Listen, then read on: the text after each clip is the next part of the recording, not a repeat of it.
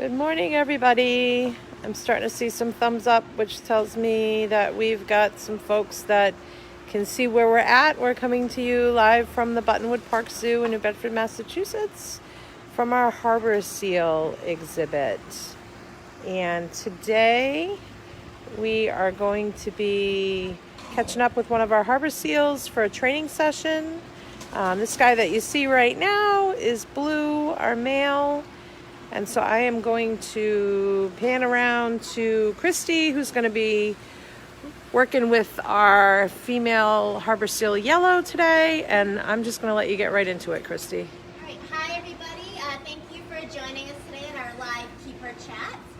We're here at the Atlantic Harbor Seal exhibit, home to my two favorite seals, Yellow and Blue. One of the most common questions that we get here at our exhibit is, how do we train our seals?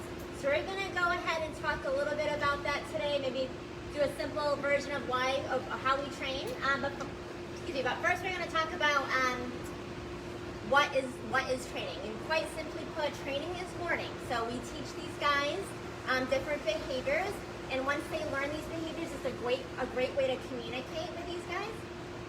And another question that's usually asked is, why do we train our seals? So we do actually train our seals as well as all the other animals in the zoo, and we usually train these guys for main three reasons. One of those is mental stimulation, so again, they're learning new things. So when you guys go to school or you read new books and you learn about different subjects at school, it's a great way for you guys to be mentally stimulated.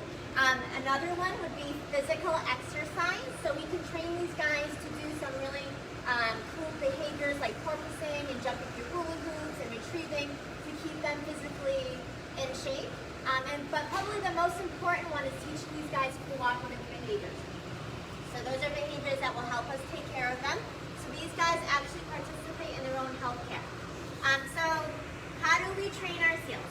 So the first thing we always do is teach these guys what we call a bridge. So a bridge is what you usually see a whistle with dolphin trainers, or you'll see clicker training a lot. Sometimes you can even use the word good, or you can even use a point, but it's anything that you teach the animal what that is. And what the bridge does is it actually sort of bridges the gap between reinforcement or the reward with a behavior. It's very easy to teach any animal a bridge. So our guys know two bridges. One would be the word good, and another would be their whistle. So today you're going to hear me using the word good, and that's our bridge. So she knows that when she hears that word good, that means to her, yes, you did it. Now here comes my fish. Again, it's quite easy to teach these guys a bridge. Basically, all you're doing is pairing that bridge with something that they really love. So in our case with the seals, we use their fish. So you can use food, but you can also use other things too. Maybe your dog at home loves their tennis ball. Maybe they love their belly rub, but you can do different things. Anything that they love, that's going to be the reinforcement, and so that's what we'll use. So we use our fish with these guys. So I'm going to ask Yellow to go back in the water. She looks like she's ready to work. Okay, so now Sherry can come over this way. We're going to start off here in the water. So the first behavior that we usually teach most of our animals is what we call targeting. And so you're going to see Yellow target here on the target pole. Good. And so what that is they basically touch their nose to the target pole. Good. And you heard me say that word good. Now she's going to get a fish for it. So once they learn that simple target, we can teach them a whole bunch of different other kind of targets. So one would be following target. So Yellow knows, here we go, to follow the target. So it's a little bit harder for her to see, okay? Which is why sometimes she's going to use her whiskers or sounds to follow that target. But once we teach her how to follow target, we start using other things. So now she can learn to follow target up here on the beach, and this is onto her wakeboard. Good girl. So here we are using that follow target, and you can see her here on her wakeboard. Targeting is one of the best tools you probably have in your training belt as far as teaching the behavior. And so she can actually target on a bunch of things. So she can target on my fist, target. Good. She can target on toys. Yellow target. Good. Target on her Frisbee. She'll even probably target on the phone. Let's see if we can get that whiskers over this way. Go. Girl. And then that's a great way to keep these guys learning new behaviors through targeting. So another behavior that we teach through targeting is retrieving. That was something that we taught these guys a while back. So once they started targeting on things like their toys, we would slowly have them target things in the water, and then eventually we reward these guys for bringing them back to me.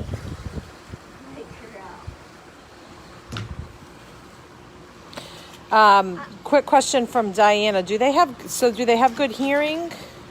Is hearing one of the ways? Yes, yep, they do. They have excellent hearing in both above in air and underwater.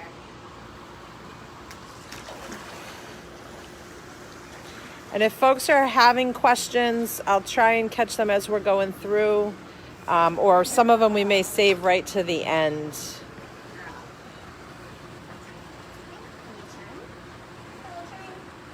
Good.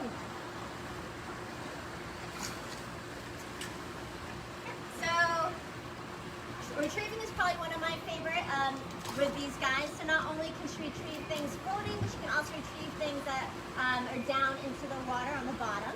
Girl. And why would that be important? As far as retrieving, so two things. One, they seem to really enjoy retrieving, and it's a great way for that physical exercise where they have to actually search around the pool looking for the item.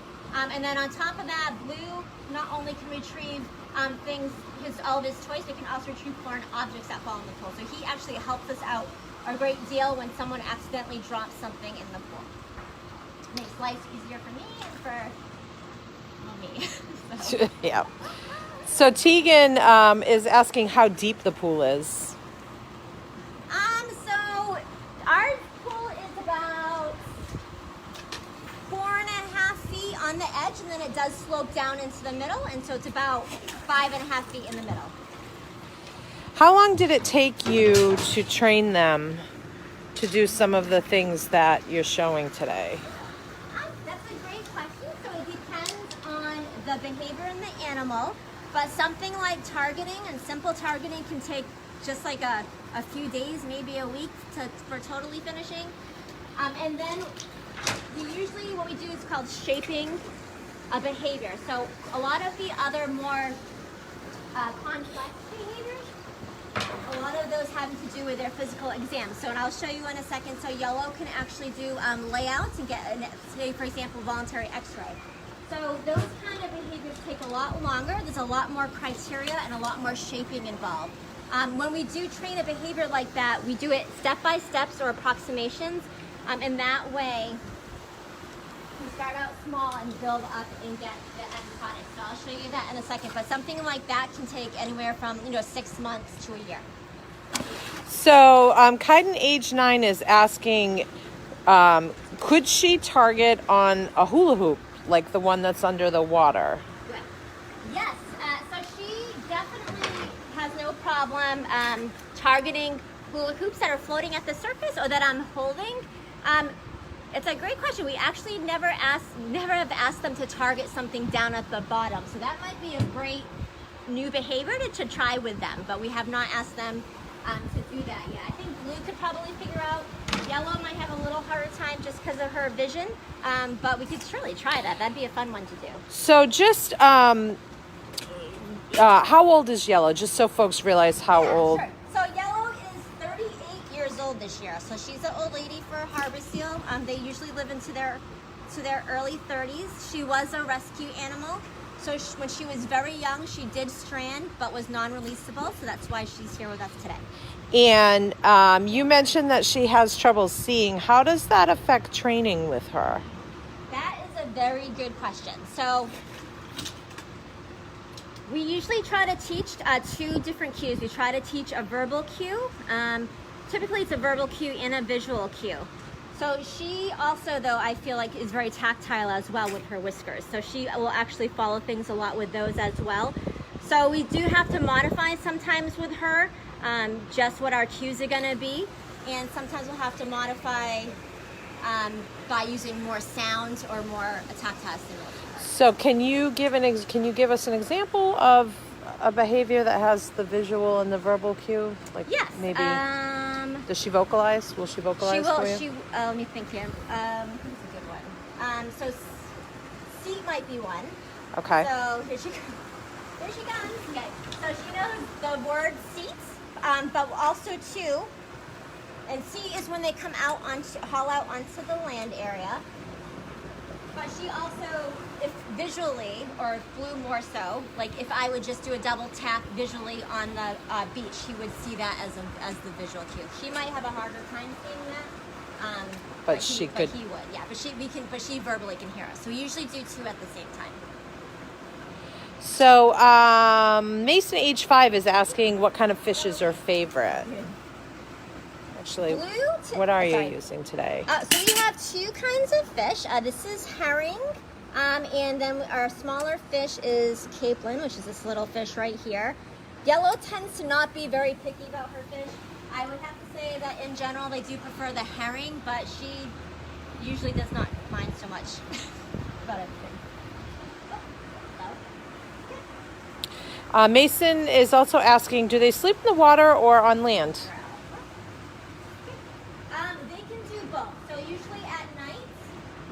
They will do like to haul out on land, and they will haul out on this area here or the island. Usually during the day they prefer to take naps in the water. So Yellow, her favorite nap time position is what we call bottling. So that's when she's going to go in the water. Yellow water. And just sort of float vertical in the water column with just her nose and her head floating above the surface, and that way she can nap and breathe at the same time. Sometimes they also will sleep down at the bottom of the pool, and if that's the case, they do have to get up to take a breath and then go back down, and that usually is about 25-30 minutes. All right, so you mentioned that some of the training that you do is for cooperative behaviors. Yes. And you showed her getting on the wakeboard. So what other types of behaviors? You said something about a layout. Yes, so these guys usually have their full vet exam all on voluntary behavior. So I'm going to have Yellow come out and we can show her the layout. So this right here is a pulley system that we actually use for our portable x-ray machine. We do not bring the x-ray machine out very often just because it's a very expensive piece of equipment, and we don't want to get the vet to get upset about that. So we usually use something in its place. And Yellow here is trained to actually because that's target pull. To go underneath it, and she can lay out. So this is one position. And this is where she can get her x-ray. And so if I were the vet with my x-ray machine, I would come over and stand right here with the machine. So the machine would be where the bucket is, and then Yellow would be laying right underneath it in her layout, like so. And on an x-ray plate. She would be on an x-ray plate. And we could get a good image. And there's a couple different. And then she also will go on her side as well. So they'll do 3 different layout positions. But through these layout positions, they can get injection, they can get blood draw, they can get. I'm gonna have her go with the water. That's fine. Yellow water. And so, if she wasn't trained to do this, how would we do it? And that's the important part of training. So having these guys be part of their health care is greatly important because it allows us to do more preventative medicine. And also too, it reduces stress. So if we didn't have these behaviors trained, we may have to do something as far as restraining. Yellow, all done. As far as restraining, and so just doing that. And so when you take your dog or cat to the vets and they go on the table for the vet to examine them, a lot of times they're going to have to be restrained, and they're not very happy about that. So same thing with our seals and a lot of our other animals. They don't really would like that either. So what we do is we teach them to do it instead. So that greatly reduces the stress both on animals as well as keeper staff. And also too, it's safer. So a lot of times if an animal might have to be has to be put under anesthesia and just to sedate them for an exam, and it's a lot safer not having to do that. So here's Yellow. She's gonna get Target on the phone. So that's why it's very important for these guys to be trained. So Mason is wondering, do they like music at all? You know, we have in the past played different sounds for these guys for enrichments. They didn't seem to really react too much to music. Okay. I'm just scrolling back now to sort of make sure I haven't missed any of the questions that have been kind of coming in while we've been doing this. What would you say has been the most challenging behavior you've trained so far? I would say the most challenging behavior would probably be the blood draw. Just because, you know, who likes to get poked with a needle? Not many do. So I would say that one takes a little more patience. But, you know, we've gotten blood probably about a month ago. We just got voluntary blood on Yellow, so she does amazing with it. And just so folks understand how you get blood from a seal voluntarily, what does that look like? So we would put Yellow in her layout position. And we would have the vet tech as well as one more. So maybe she can show us a little bit. Carrie left, so yeah. maybe not. Yellow, here, girl. So we would put her in that layout position, and we do get the blood from her back flipper, which you can see right there. I'm gonna walk around her. Hopefully, so we can get a better look. And so our vet tech would be there with the needle ready to do that, and we would have one more person manipulating that back flipper. And just in the correct position so we can get her. Right. So just so folks know, there's veins that travel up the inside of their flippers, and she's trained to let the vet staff actually insert a needle and get a sample.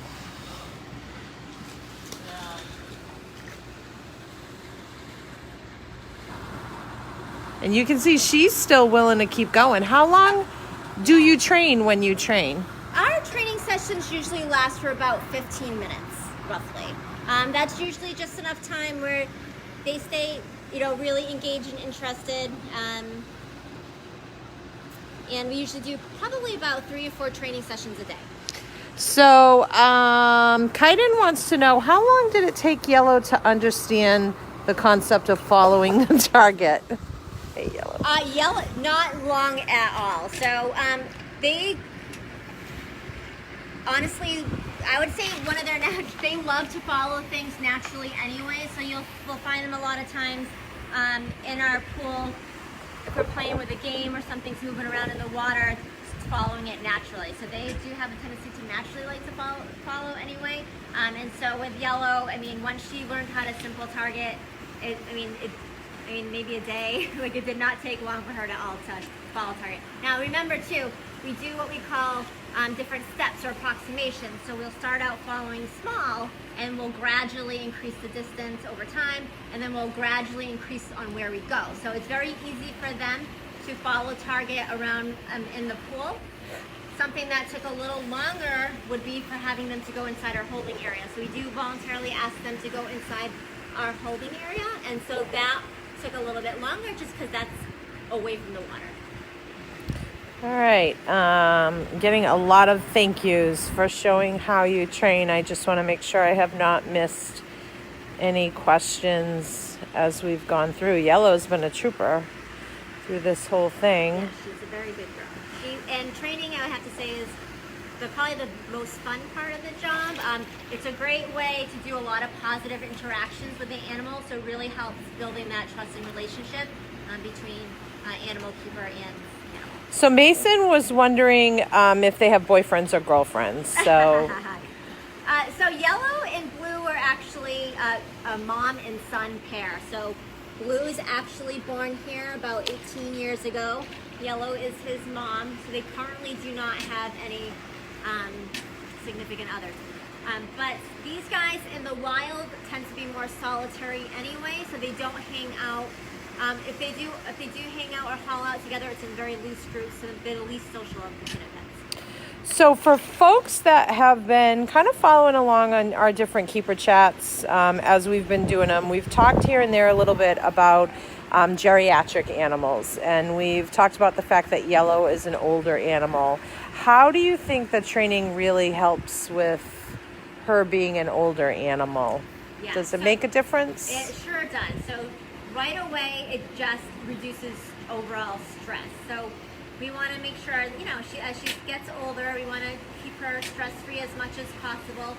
So being able to do all of the diagnostics that we need to do, as far as a yearly normal exam, if we can reduce the amount of stress, we don't have to do any kind of restraint and do it all voluntarily, greatly reduces that. Also too, pinnipeds in general, it's more difficult when they go under anesthesia because of their dive reflex, and obviously older animals, it's more riskier as well. So if we don't have to sedate her for anything, again, that is just another thing that's more safer for her. And then just being able to be proactive in her health care, so we're constantly monitoring things, and that way if we ever see anything that looks abnormal, we'll be on top of it. So that will help us in the long run as well. So. And Java was wondering, I think they joined a little late, what her name is. Yep, so this is Yellow. She is our 38-year-old female. She was a rescue animal, so she did strand actually in the New England area when she was very young. She was rehab and non-releasable. That's why she's here with us today. And then our other seal is Blue. He's in the back, hanging out in the back of the pool right now. He was born here. He is 18 years old, and he is... And she is still willing to work. So, and he was born here. Yellow is his mom. But it just shows you how, she could leave at any time right now. She could swim away, and she's choosing to come up and wants to participate in a training session. I think we've answered all of the questions that folks have, so I want to thank everybody for joining us today. Huge thank you to Kristy and Yellow for showing us some of her great behaviors. Let's see if I can get one more close up. Here she is. And she's going to give us, she's actually trying to target on my hand right now. So thank you for joining us today. It's a beautiful day. I hope folks take advantage and are outside. We are definitely missing you being live with us here at the zoo, but it's great to be able to reach people virtually as well. So I'm going to sign off. Thank you, Yellow. Can you say bye? She says, no, I'm going to target on that. All right. Bye from the Buttonwood Park Zoo.